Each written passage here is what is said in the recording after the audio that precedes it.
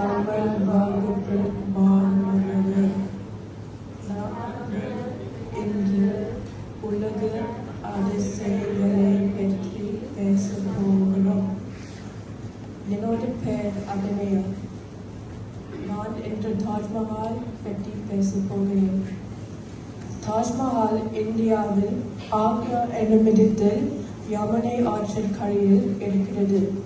தாஜ்மஹால் இந்தியாவில் உள்ள நினைவுச் சின்னங்களில் உலக அதிசயங்கள் ஒன்றாகும்.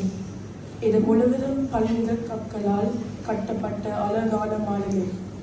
முகலாய பேரரசின் 5ஆம் பேரரசர் ஷாஜஹான் இறந்து போன அவரது மனைவி மும்தாஜின் ஞாபகமாக 1632ஆம் ஆண்டு தாஜ்மஹாலை கட்டிவிட்டார்.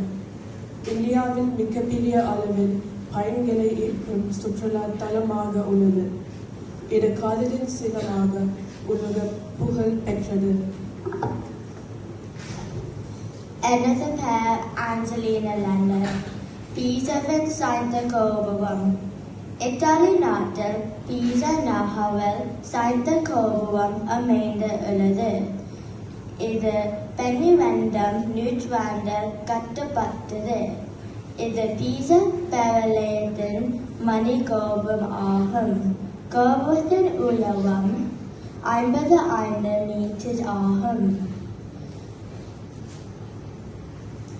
இதன் சரிவு கோணம் 10% எனது பெயர் அஸ்வின் ஃபர்டினண்ட். நான் எகிப்தியன் பெரிய பிரமிட் பற்றி பேசப் போகிறேன்.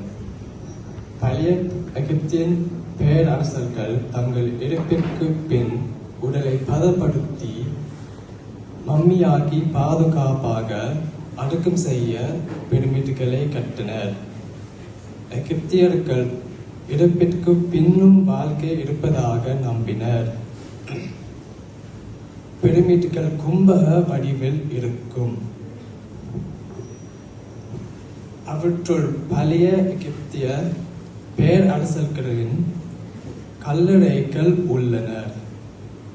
பிரமிட்டுகள் 4000 ஆண்டுகளுக்கு முதல் மனிதனால் கட்டப்பட்ட உலகின் மிக உயர்ந்த அமைப்பாகும்.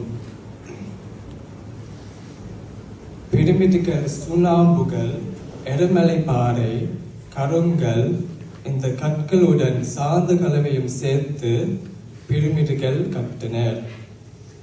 பெரிய கற்கள் பருகுகம் மூலம் நதியின் வழியாக கட்டும் இடங்களுக்கு கொண்டு வந்தார்கள்.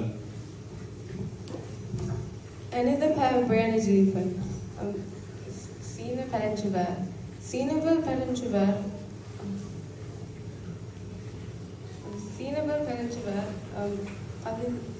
14ஆம் நூற்றாண்டில் கட்ட ஆரம்பிக்கப்பட்டது. இந்த சுவரின் நீளம் 5500 மைல்களாகும்.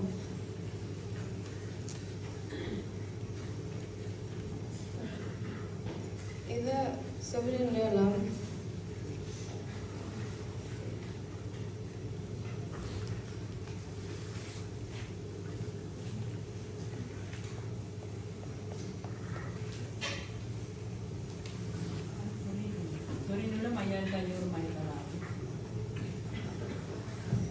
இது யுனெஸ்கோவின் உலக பாரம்பரிய தலமாக நியமிக்கப்பட்டது.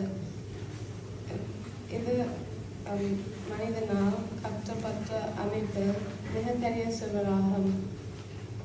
இச்சுவரை விண்வெளியில் இருந்தும் காணக்கூடியதாக இருக்கிறது. எனது பெயர் லியானா திலீபன். கொலசியம்.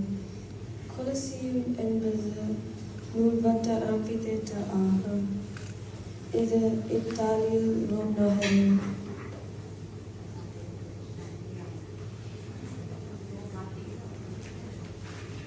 மத்தியில் அமைந்துள்ளது.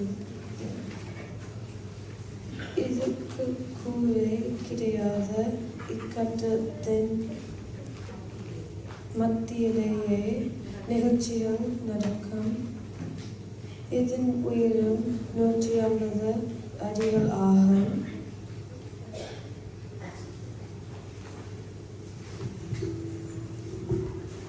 எனது பெயர் மாயபாரதி.